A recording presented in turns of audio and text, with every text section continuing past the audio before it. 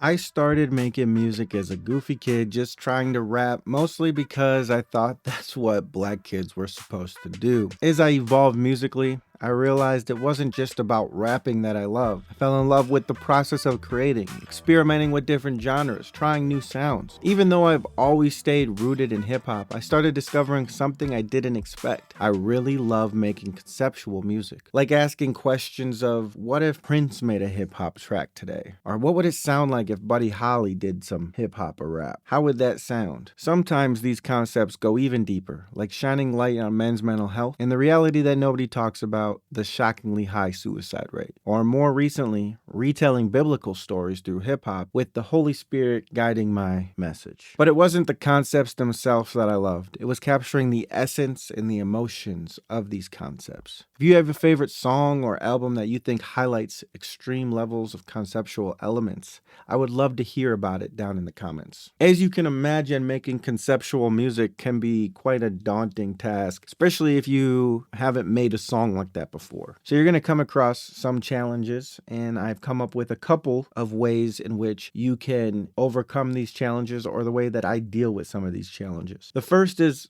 the very big question of how do you find concepts? Where do you look? How do you see them? What is a concept you should make a song about? That's going to be different for every person, but for me, it often comes in going to live life. Be present and experience those emotions and those stories that come with living your life. I'll give you an example from today where I was dropping my daughter off at soccer practice. Now, on the surface, that is not a song I would make. I would never make a song about dropping my daughter off at soccer practice. Okay, I might make a song about that. It would not be that surface level. I made a song about dropping my daughter off at soccer practice. It wouldn't be something like that. It would be a little bit more emotionally charged. And some of the emotions in dropping my daughter off at soccer practice are leaving someone. Tons of songs have been made forever on leaving people. So that's obviously a very strong emotion that a lot of people can connect with. Or the feeling of, even though I'm leaving, knowing that I'm going to return, because in 2 hours after her practice is done, I got to return and pick her up. Or I could look at it from the reverse perspective, which is my daughter's, the feeling of a parent leaving, or the feeling of independence, the feeling of going out there and being competitive or overcoming fears, could come from a litany of different emotions that she could deal with when she's out on the soccer field. And I could use those as frameworks for a song. Again, typically it's not so surface level as I drop my daughter off at soccer practice for me. I mean, at the end of the day, you could use that if you really wanted to, or you were inspired enough, you could use that as a concept. And that's why I think it's so important to live in the moment and not worry about music that way. I try really, really hard to separate the two. And what I mean by separate the two is, if I'm down here making music, I'm fully invested in making music or making a video like this. I am not worrying about my kids. Like, obviously I have an ear out in case something were to happen.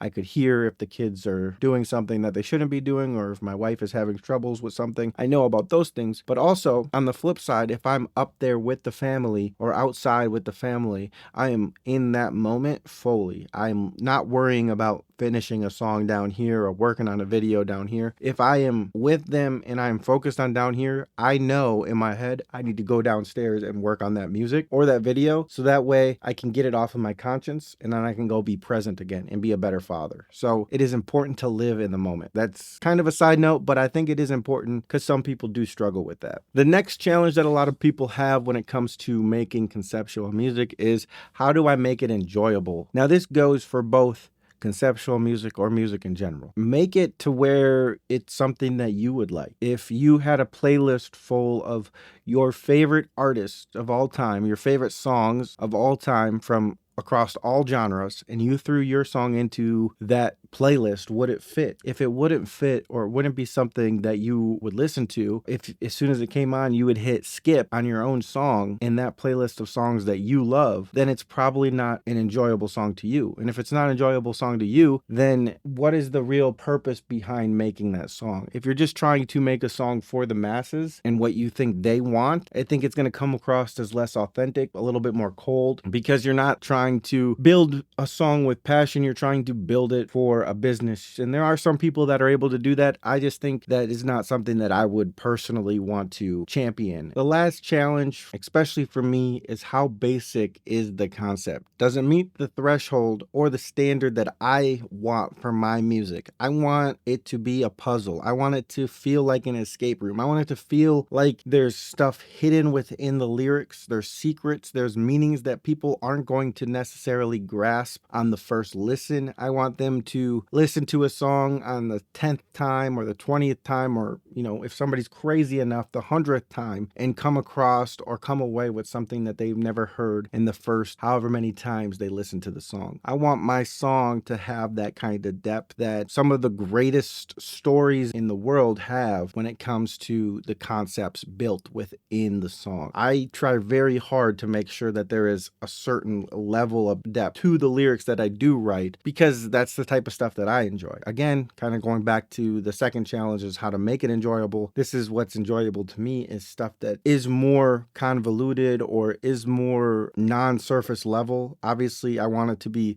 a certain level of surface level enjoyable for just the person that never heard my music before. They could bob their head and enjoy the song, but I do want there to be a second tier or a third or fourth tier of the lyrics that you could take away from the songs that I create. As the title of this video states, the joy I have of making conceptual music is not something that I expected when I started making music. I thought that because I was one of the few black kids that I knew growing up, rapping was just something that I was supposed to try and do. And from that, I have evolved musically into a place where conceptual music is now majority of what I make. And conceptual music can come in a couple different ways. I would say the main one that a lot of people are attracted to is like the storytelling music. And if you're into that kind of stuff, I would definitely point you in the direction of like Joyner Lucas, Eminem, or like a Kendrick Lamar type rapper or hip hop artist. Those three are definitely like really great storytellers when it comes to music. If you're into the other type of conceptual hip hop, the thought-provoking, vivid imagery, high metaphor, conceptual music, not saying that those other artists can't make that type of music as well. That's why they're great, because they can do it all a little bit. I would definitely recommend artists like Kanye, Kid Cudi, Lupe, and potentially my music, because I really do aspire to create those type of songs in the way that I make music.